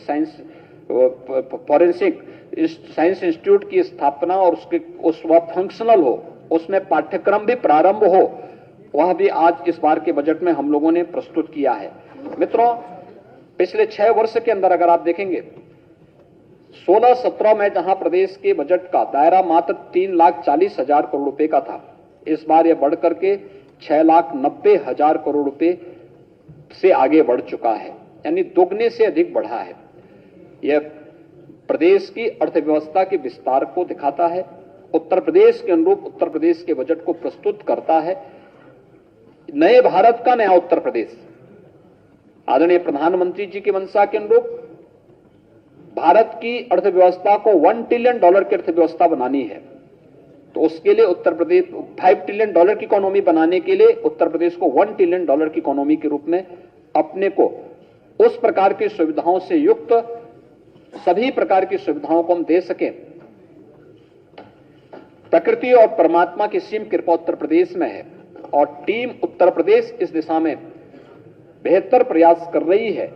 आज का ये बजट उत्तर प्रदेश के समग्र और समावेशी विकास के साथ ही एक आत्मनिर्भर उत्तर प्रदेश की नींव को रखने वाला एक बजट है। मेरा विश्वास है कि सबका साथ, सबका विकास, सबका विश्वास और सबके प्रयास की भावना को आगे बढ़ाते हुए यह बजट उत्तर प्रदेश की 25 करोड़ जनता की भावनाओं को प्रतिनिधित्व करने वाला होगा और नए भारत के नए उत्तर प्रदेश के रूप में उत्तर प्रदेश को एक आत्मनिर्भरता के लक्ष्य को प्राप्त करने में बड़ी भूमिका का निर्वहन करेगा। मैं इस बजट को विधानसभा में प्रस्तुत करने के लिए, सदन के सम्मुख प्रस्तुत करने के लिए वित्त मंत्री जी को और उनकी पूरी टीम को एक बार फिर से बधाई देता हूं। उत्तर प्रदेश के नागरिकों का अभिनंदन करता हूं कि उनका जो अब तक सहयोग प्राप्त हुआ है, पिछले 6 वर्ष के अंदर एक सकारात्मक सहयोग प्राप्त हुआ है कि हर बजट में हमने हर तबके के लोगों को, गांव को, गरीब को, किसान को, नौजवान को, महिलाओं को, समाज के प्रत्येक तबके को इसके साथ जोड़ने का कार्य किया है। तो वह इस बजट में भी आपको बहुत स्पष्ट रूप से झलकते हुए दिखाई दे रहा होगा और मैं इस बात के लिए आश्वस्त कर सकता हूं कि जो भी हमने बजट में प्रावधान किए हैं, एक समयबद्ध तरीके से उसे लागू करने और उसको आगे बढ़ाने में हम सक्षम होंगे। इस बजट में आपने देखा होगा, मैंने कुछ चीजों का उल्लेख जानबूझ के नहीं किया है कि जो हमने 25 सेक्टोरियल पॉलिसीज की बनाई है, जिसके अंतर्गत हमें अभी हाल ही में संपन्न हुए ग्लोबल इन्वेस्टर समिट 2023 में 33,50,000 करोड़ रुपए से अधिक के प्रस्ताव प्राप्त हुए हैं। उन सभी प्रस्तावों से संबंधित सभी संबंधित सेक्टोरियल पॉलिसीज में इंसेंटिव की व्यवस्था भी हम लोगों ने अभी से प्रारंभ कर दी है। यद्यपि कोई भी उद्यम लगने और फिर प्रोडक्शन प्रारंभ होने पर ही इंसेंटिव का लाभ प्राप्त करता है, लेकिन हमने उसके लिए भी व्यवस्था की है। कुछ कार्यक्रम ऐसे होंगे जो शॉर्ट टर्म होंगे, कुछ मीडियम के होंगे, कुछ लॉन्ग टर्म के होंगे, लेकिन उन सब के लिए भी हम लोगों ने प्रोत्साहन की राशि इसके साथ जोड़ी हुई है और हम विश्वास के साथ कह सकते हैं कि उत्तर प्रदेश आने वाले समय में देश की सबसे बड़ी अर्थव्यवस्था के रूप में अपने आप को स्थापित करने में सफल होगा। मैं एक बार फिर से वित्त मंत्री जी को और उनकी पूरी टीम को हृदय से इस एक समग्र विकास, समावेशी विकास की सोच और आत्मनिर्भरता के लक्ष्य के साथ आगे बढ़ने की उत्तर प्रदेश की इस बजट को प्रस्तुत करने के लिए हृदय से बधाई देता हूं। अपनी पूरी टीम के सभी सदस्यों का अभिनंदन करता हूं और उत्तर प्रदेश वासियों को इस बजट के लिए हृदय से मंगलमय शुभकामनाएं देता हूं। विश्वास करता हूं कि यह बजट उत्तर प्रदेश के युवाओं को, अन्नदाता किसानों को, मातृशक्ति को और समाज के प्रत्येक तबके को एक नया संबल प्रदान करने में अपना योगदान देगा। धन्यवाद। आपकी सुरक्षा से जुड़ा एक महत्वपूर्ण सवाल। एक मिनट रुकिए पहले आप। एक मिनट मुख्यमंत्री जी इधर देखिए, ये कौन है? मुख्यमंत्री एक मिनट आप बैठ जाइए, बैठिए प्लीज बैठ जाइए। सर आपकी अनुमति हो तो एक आध प्रश्न ले लें सर। मैं आपसे आगे चाहता हूँ, ये देखिए कौन है। आप एकाना स्टेडियम में गए थे, ये व्यक्ति कौन है घेरे में जो कि सुरक्षा व्यवस्था को चुनौती धन्यवाद, देते हुए आपको बहुत बहुत धन्यवाद। और आपको ये बहुत देखिए, धन्यवाद। और कोई क्वेश्चन पूछना?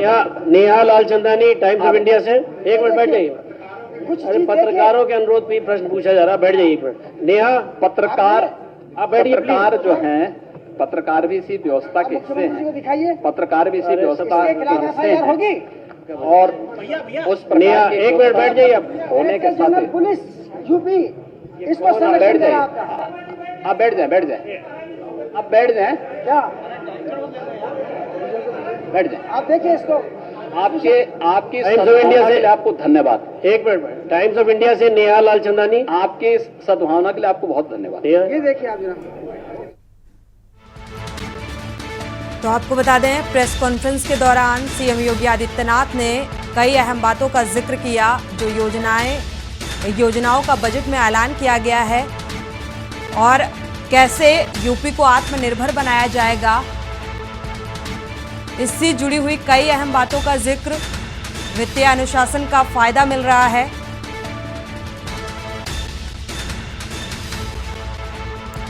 और साथ ही प्रेस कॉन्फ्रेंस के दौरान कुछ मीडिया कर्मियों ने सवाल भी उठाए प्रशासनिक कार्यशैली को लेकर, जिसमें फिलहाल सीएम योगी आदित्यनाथ का जवाब निकलकर सामने नहीं आया। और साथ ही बजट से जुड़ी कई अहम बातें कही हैं सीएम योगी आदित्यनाथ ने। तो आत्मनिर्भर यूपी बनाने वाला बजट है ये। लोगों को इन योजनाओं का लाभ मिलेगा। ये बजट औद्योगिक विकास को समर्पित है। तो आत्मनिर्भर यूपी के सपने साकार करने वाला बजट बताया है। यूपी को आत्मनिर्भर बनाएगा ये बजट। तो टैक्स चोरी रोकने के लिए भी अब कड़े कदम उठाए जाएंगे ताकि टैक्स की चोरी ना हो सके। और आत्मनिर्भर यूपी को किस हिसाब से बनाया जाएगा, ये फिलहाल देखने वाली बात होगी। साथ ही यूपी में पेट्रोल और डीजल की कीमतों में भी जो इजाफा है उसे कम करने का जिक्र। जनता से किए सभी वादों को हम पूरा कर रहे हैं। साथ ही बेरोजगारी की दर कम हुई है। प्रदेश में चोरी करने में जो कर चोरी करते हैं उसमें भी सख्ती बरती जाएगी। एमएलसी मोहसिन राजा हज कमेटी के अध्यक्ष ने क्या कुछ कहा है, सुनाते हैं आपको।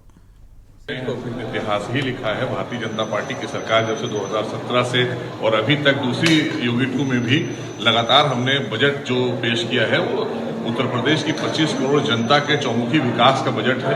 और ये मील का पत्थर साबित होगा। गांव, गरीब, किसान, महिला सम्मान, चाहे नौजवान, रोजगार, हर क्षेत्र में स्वास्थ्य सेवा हो, चाहे खेल का विभाग हो, हर क्षेत्र को इसमें, हर वर्ग को इसमें कहीं न कहीं बहुत बड़ा लाभ दिख रहा है। क्योंकि इस तरह से सारी चीजों पर ध्यान रखते हुए इस बजट को पेश किया गया। सर, शेरवानी पहन के आ गए आज समाजवादी पार्टी के तमाम विधायक और खुद अखिलेश। आज आदरणीय मुलायम सिंह यादव जी जब सदन में आया करते थे तो कहते थे कि अगर संस्कार सीखना है तो भारतीय जनता पार्टी से सीख लो, भारतीय जनता पार्टी के कार्यकर्ताओं से सीख लो। तो आदरणीय योगी जी ने कम से कम इतने संस्कार सिखा दिए हैं समाजवादी पार्टी को कि अब तमीज और तहजीब के दायरे में अच्छी सी शेरवानी पहन के और शरीफ बच्चों की तरह भारतीय जनता पार्टी ने बता दिया कि जैसे हम लोग संस्कारी लोग हैं, ऐसे ही संस्कारी बनकर, एक अच्छे बच्चे बनकर, जैसे स्कूल के छात्र होते हैं, ऐसे बनकर समाजवादी पार्टी के सारे नेता आए। अच्छा लग रहा है ना, क्योंकि वो छवि से बाहर निकालने का भी प्रयास अगर कर रही है तो भारतीय जनता पार्टी कर रही है, वरना उनकी छवि तो वही है। सर, आजम खान भी आते थे पहन के, कहीं ना कहीं आज वो नहीं है। अब तो ये लोग सब पहन के आए।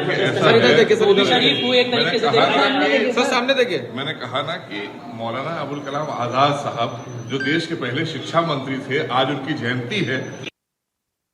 तो मोहसिन रजा का साफ तौर पर यही कहना है कि ये जो बजट है हर एक वर्ग को ध्यान में रख कर पेश किया गया है। हर लिहाज से ये बजट बेहद अहम है और साथ ही समाजवादी पार्टी के कार्यकर्ता दरअसल जब सदन की कार्यवाही शुरू हुई, बजट पेश किया गया तो कुर्ता पैजामा पहन के गए। जब मीडिया कर्मियों ने सवाल किया तो उसका भी जवाब दिया बखूबी। उन्होंने कहा कि एक टाइम था जब मुलायम सिंह यादव कहा करते थे कि जो भारतीय जनता पार्टी के कार्यकर्ता और नेता हैं उनसे तहजीब और अदब सीख लीजिए, और उसी का परिचय दिया है और इसीलिए उसी तहजीब में सदन में शामिल हुए हैं। और साथ ही बजट की अगर बात करें तो राजनीतिक लिहाज से यह बजट बेहद अहम माना जा रहा है, जिस तरीके से हर एक वर्ग को ध्यान में रखकर इसे पेश किया गया है। बजट की कुछ बड़ी बातें आपको बताते हैं ग्राफिक्स के जरिए। तो युवा पर्यटन को बढ़ावा देने के लिए 2 करोड़, बुंदेलखंड में पर्यटन के विकास के लिए 40 करोड़ का प्रावधान बजट में रखा गया। तो पर्यटन के लिए बजट में ये खास बातें, पर्यटन के विकास सौंदर्यीकरण के लिए काम किया जाएगा। सीएम पर्यटन संवर्धन योजना के तहत 300 करोड़ रुपए जारी किए जाएंगे। अयोध्या, वाराणसी, चित्रकूट में पर्यटन को बढ़ावा दिया जाएगा। जो पर्यटन स्थलों का विकास किया जाएगा। मां शाकुंभरी देवी मंदिर के पर्यटन के लिए 50 करोड़ का प्रावधान बजट में रखा गया। साथ ही युवा पर्यटन को बढ़ावा देने के लिए 2 करोड़।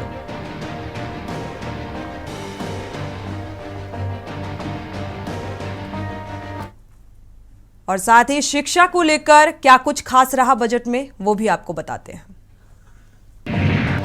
तो शिक्षा के लिए जो ऐलान किया गया, स्वामी विवेकानंद युवा सशक्तिकरण योजना के तहत टैबलेट दिए जाएंगे, स्मार्टफोन दिए जाएंगे। स्टार्टअप नीति के लिए 60 करोड़ का प्रावधान। पीएम स्कूल फॉर जो शिक्षा के लिए एक बेहतरीकरण का के लिए जो संस्कृत के विद्यालय हैं उनके लिए 100 करोड़ का बजट। गरीब रेखा से ऊपर के छात्रों के लिए यूनिफॉर्म के लिए 50 करोड़। युवा वकीलों के लिए 5 करोड़। साथ ही समग्र शिक्षा अभियान के लिए 1003 करोड़। राजकीय माध्यमिक विद्यालयों के लिए 500 करोड़। संस्कृत पढ़ने वाले छात्रों के लिए भी बेहतरी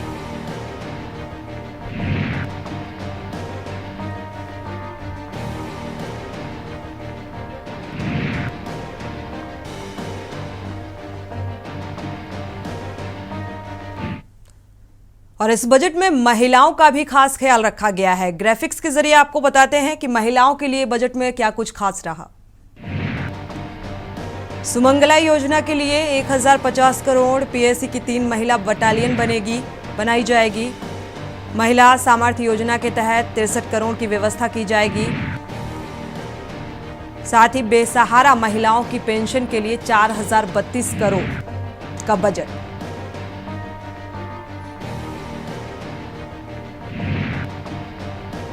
सुमंगला योजना के लिए 1050 करोड़। तो महिलाओं की जो स्थिति है उसको भी ध्यान में रखकर इस बजट को पेश किया गया है। महिला सामर्थ्य योजना के तहत 63 करोड़ की व्यवस्था।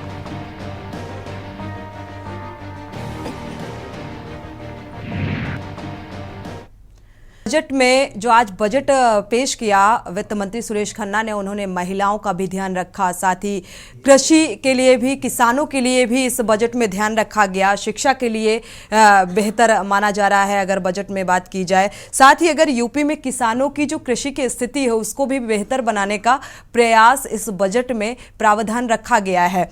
आपको कुछ बड़ी बातें ग्राफिक्स के जरिए बताने की कोशिश करेंगे कि क्या कुछ किसानों के लिए इस बजट में खास रहा। तो आपको बता दें, रासायनिक उर्वरकों के अग्रिम भंडारण हेतु 175 करोड़ का प्रावधान रखा गया है। इस बजट में करीब वित्तीय सुदृढ़ीकरण हेतु 100 करोड़ रुपए की व्यवस्था प्रस्तावित है। साथ ही वर्ष 2021 और 22 में 7,556.91 करोड़ रुपए का भी ऋण वितरण किया गया है। पंडित दीनदयाल ग्रामोद्योग रोजगार योजना अंतर्गत भारत सरकार के रोजगार सृजन योजना में लाभान्वित लाभार्थियों को ब्याज उत्पादन की सुविधा 3 वर्षों तक दिए जाने का प्रावधान है और इस योजना हेतु 10 करोड़ रुपए की बजट में व्यवस्था प्रस्तावित की गई है। साथ ही आपको बता दें, खादी एवं ग्रामोद्योग विकास एवं सत्य स्वरोजगार प्रोत्साहन नीति के अंतर्गत वित्तीय वर्ष 2023 और 24 में 13 करोड़ रुपए की व्यवस्था प्रस्तावित की गई है, जिससे हाथ कागज केंद्र कालपी और जालौन के लिए एक सोलर चरखा का भी वितरण कार्य किया जाएगा। आगे चलकर प्रदेश में जो माटी का स्तर है वो माटी कला के परंपरागत कारीगरों को रोजगार से जोड़ने के लिए वित्तीय वर्ष 2023 और 24 में 10 करोड़ रुपए की व्यवस्था प्रस्तावित की गई है, जिसमें जो मिट्टी है वो कला समन्वित विकास कार्यक्रम व जनपद लखनऊ में माटी कला टेराकोटा प्रशिक्षण एवं फैसिलिटी सेंटर की स्थापना प्रस्तावित की गई है इस बजट में। तो किसानों से जुड़ी ये अहम बातें, साथ ही नहरों का नवीनीकरण कराया जाएगा। नलकूपों के लिए 100 करोड़ का प्रावधान रखा गया है इस बजट में।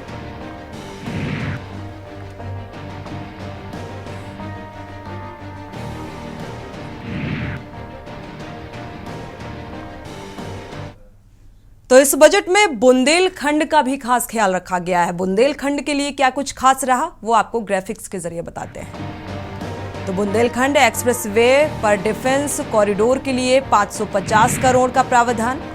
एक्सप्रेसवे के किनारे औद्योगिक गलियारों का निर्माण होगा। आर्थिक विकास योजना के लिए 150 करोड़, माफ कीजिएगा 1500 करोड़। बुंदेलखंड की विशेष योजनाओं के लिए 600 करोड़ दिए जाएंगे। तो बुंदेलखंड को भी बजट में अहम भूमिका में रखा गया है।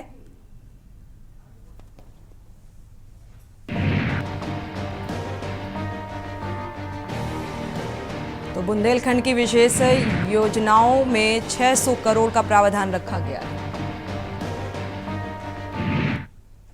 साथ ही पूर्वांचल के लिए क्या कुछ खास रहा इस बजट में वो भी आपको बताते हैं। तो पूर्वांचल को क्या मिला? गोरखपुर लिंक एक्सप्रेसवे के लिए 200 करोड़ की व्यवस्था।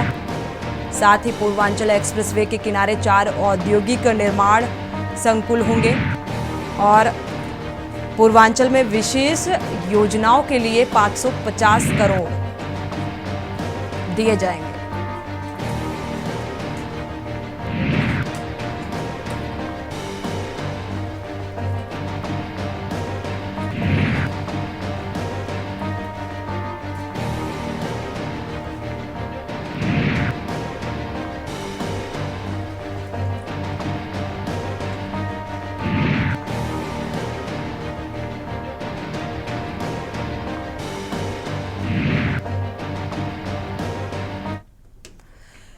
तो बजट की बात करें, क्या कुछ बजट में खास रहा, लेकिन उससे पहले आपको बता दें दिल्ली से बड़ी खबर मिल रही है। दिल्ली नगर निगम चुनाव में वोटिंग खत्म हुई है, यानी कि मेयर को लेकर जो खींचतान मची हुई थी उस पर अब अंकुश लगता नजर आ रहा है। तो दिल्ली को नया मेयर मिला है, शैली ओबराय नई मेयर बनी है।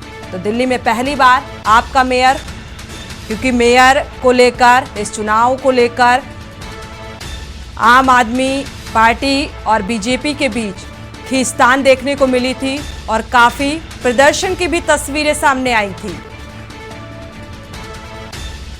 तो दिल्ली को अब नया मेयर मिला है, शैली ओबराय नई मेयर बनी है।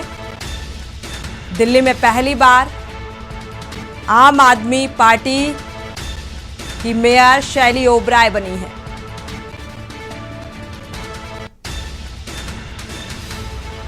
और इसी खबर पर संवाददाता प्रवीण कुमार जुड़े हुए हैं ज्यादा जानकारी के लिए। प्रवीण, अब दिल्ली को नया मेयर मिल चुका है, क्या कुछ अपडेट है इस संबंध में?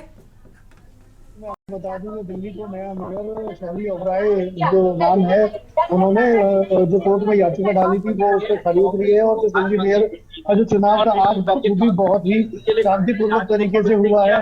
सभी ने अपनी अपनी वोटिंग की है। यहाँ पे सभी 250 निगम पार्षदों ने वोटिंग की है और यहाँ पे एमपीओ ने भी वोटिंग की है। और आखिरकार जो वोट का नतीजा है तो शैली ओबराय जो है उनको दिल्ली का मेयर चुना गया है और उसी को लेकर यहाँ पे खुशी का माहौल दिखाई दे रहा है। कहीं ना कहीं जितने भी आम आदमी पार्टी के लोग हैं उनके अंदर एक बहुत ही ज्यादा उत्साह दिखाई दे रहा है कि दिल्ली को मेयर आज शांतिपूर्वक मिल गया है। जी बिल्कुल प्रवीण, देखा जाए तो मेयर चुनाव को लेकर काफी खींचतान भी देखने को मिली थी और ऐसा लग रहा था कि शायद ये मेयर की जगह खाली ही रह जाएगी, लेकिन अब आम आदमी पार्टी से शैली ओबराय मेयर बनी है। आम आदमी पार्टी की तरफ से क्या कुछ प्रतिक्रिया निकलकर सामने आ रही है, क्या कुछ खुशी का माहौल देखने को मिल रहा है? जी मैं बता दूं आपको, दिल्ली के जो आम आदमी पार्टी के विधायक हैं जो हमारे साथ मौजूद है इस टाइम पे, उनसे बात करने की कोशिश करेंगे। जी बिल्कुल। किस तरीके से दिल्ली को मेयर जो मिला है उसमें दिल्ली वालों की कितनी खुशी है और दिल्ली का जो मेयर है शैली ओबराय जी जो मिली है उसमें क्या कुछ देखने को मिलेगा भाई लाइव। चलिए, तो आप जो आम आदमी पार्टी के कार्यकर्ता या विधायक हैं उनसे बातचीत करने की कोशिश करिए और अगर हो सके तो जो मेयर का पद जिन्हें मिलने वाला है शैली ओबराय से भी बात करने की कोशिश कीजिएगा। साथ ही आम आदमी के जो कार्यकर्ता हैं उनकी प्रतिक्रियाएं क्या कुछ रहीं वो भी साझा कीजिए। प्रवीण जी मैं बता दूं आपको आम आदमी पार्टी के और मैं इनसे बात करने की कोशिश करूंगा और इस तरीके से आम आदमी पार्टी को जो मेयर मिली है उसमें वो कितने हद तक सही है और कितना बेनिफिट आम आदमी पार्टी के मेयर से मिल पाएगा, ये सारी जानकारी अभी हम पता करेंगे जो आम आदमी पार्टी के एमएलए है उनसे। कुल मिलाकर अगर प्रवीण देखा जाए तो फाइनली ये कहा जा सकता है कि अब मेयर पर विराम लग चुका है, इस लड़ाई पर विराम लग चुका है। तो किस तरीके का माहौल इस वक्त नजर आ रहा है? बात करना चाहूंगा आम आदमी पार्टी के एमएलए हैं, इनसे बात करना चाहेंगे। जी सर, आम आदमी पार्टी को आज दिल्ली का मेयर मिल चुका है, क्या कहेंगे उस बारे में? दिल्ली के लोगों को बहुत बहुत बधाई, बहुत बहुत शुभकामनाएं। दिल्ली के लोगों ने जो वोट किया था उनकी वोट के चलते आज आम आदमी पार्टी का मेयर बना है और भारतीय जनता पार्टी ने पूरी गुंडागर्दी करी, गुंडागर्दी से चुनाव रोकने की कोशिश करी, लेकिन सुप्रीम कोर्ट ने संज्ञान लिया और दिल्ली के लोगों की जीत। इसके बारे में जैसा कि अभी बताया कि दिल्ली के लोगों की जीत हासिल हुई है, डिप्टी मेयर के लिए क्या कहेंगे सर? डिप्टी मेयर भी आम आदमी पार्टी का बनेगा, जिससे मेयर आम आदमी पार्टी का बना डिप्टी मेयर बनेगा, क्योंकि दिल्ली के कैंडिडेट हमारे पास है, मोहम्मद हमारे पास है, तो डिप्टी मेयर भी हमारा बनेगा। जी देखा उन्होंने बताया कि डिप्टी मेयर भी दिल्ली में आम आदमी पार्टी का ही बनेगा और उसी को लेकर कहीं ना कहीं अभी भी असमंजस में पड़े हुए भाजपा के जो लोग हैं और जो आम आदमी पार्टी के लोग हैं वो भी अभी आज जो वोटिंग हुई है वो बहुत ही ज्यादा शांतिपूर्वक तरीके से हुई है और कहीं ना कहीं दोनों ही पक्षों को ये था कि जिस तरीके से सुप्रीम कोर्ट की गाइडलाइन थी कि आज हंगामा नहीं होगा, तो शांतिपूर्वक चुनाव हुआ और दिल्ली को आम आदमी पार्टी का मेयर मिला। जी बिल्कुल प्रवीण, देखा जाए जिस तरीके से ये आम आदमी पार्टी के जो विधायक थे उनका साफ तौर पर ये कहना था कि अब मेयर आम आदमी पार्टी का बना हुआ है शैली ओबराय, तो जाहिर सी बात है डिप्टी मेयर भी बनेगा। बीजेपी की जो भूमिका है, बीजेपी अगर देखा जाए लगातार इस बात पर अड़ी हुई थी कि मेयर के चुनाव ना हो, ना कराए जाए, इस पर बार बार रोक भी लगाई जा रही थी, ऑब्जेक्शन भी किए जा रहे थे। तो क्या इसी तरीके की जो छवि निकलकर सामने आई, जो एक माहौल क्रिएट हुआ था, तो क्या उसका खामियाजा बीजेपी को भुगतना पड़ा, ये कहा जा सकता है? जी ये कहा जा सकता है, उसका बहुत ही ज्यादा खामियाजा बीजेपी को भुगतना पड़ा। एक तरीके से ये लगा लीजिए कि बीजेपी ने 3 बार मेयर के चुनाव रद्द करवाने की कोशिश की और रद्द हुए भी। अब जाके जब चौथी बार में ये मेयर का जो चुनाव हुआ है, इस बार सुप्रीम कोर्ट की गाइडलाइन को देखते हुए ये चुनाव हुआ है। अगर सुप्रीम कोर्ट की गाइडलाइन नहीं होती तो शायद इस बार भी मेयर नहीं मिल पाता, कहीं ना कहीं चुनाव टलने की बात आ जाती है। जी तो अब डिप्टी मेयर के चुनाव को लेकर क्या कुछ तैयारियां होंगी आम आदमी पार्टी की, और साथ ही इस दिल्ली को मेयर मिलने के बाद बीजेपी की भी प्रतिक्रिया अहम हो जाती है। प्रवीण, मैं बता दूं आपको कि जिस तरीके से आम आदमी पार्टी को मेयर मिला है, डिप्टी मेयर के लिए जो तैयारियां रहेंगी वो भी जिस तरीके से आम आदमी पार्टी के लोगों ने आज वोटिंग की है और सारी चीजें उनके पक्ष में गई हैं, तो कहीं ना कहीं ये लग रहा है कि डिप्टी मेयर भी आम आदमी पार्टी का ही चुना जाएगा। और तैयारियां तो खैर शुरू से चली रही है और लोगों ने मान भी लिया है कि दिल्ली की जनता को आम आदमी पार्टी का ही मेयर चाहिए और डिप्टी मेयर भी आम आदमी पार्टी का ही होगा। बिल्कुल, शुक्रिया इस तमाम जानकारी को साझा करने के लिए प्रवीण। तो कुल मिलाकर अगर देखा जाए, आम आदमी पार्टी को अब मेयर मिल गया है, शैली ओबराय मेयर बनी है, अब डिप्टी मेयर भी आम आदमी पार्टी का ही बनेगा, जैसा कि आम आदमी पार्टी के जो विधायक हैं उनका कहना रहा, और दिल्ली की जनता को भी आम आदमी पार्टी का ही मेयर चाहिए। तो जिस तरीके से इस पद को लेकर खींचतान और 3 बार इस चुनाव को रोका गया, मेयर के चुनाव को प्रतिबंध एक तरीके से कहा जाए बीजेपी की तरफ से लगाया गया, तो अब एक बीजेपी की प्रतिक्रिया तो इस मसले पर अहम हो ही जाती है, लेकिन कहीं ना कहीं इसका खामियाजा भी बीजेपी को भुगतना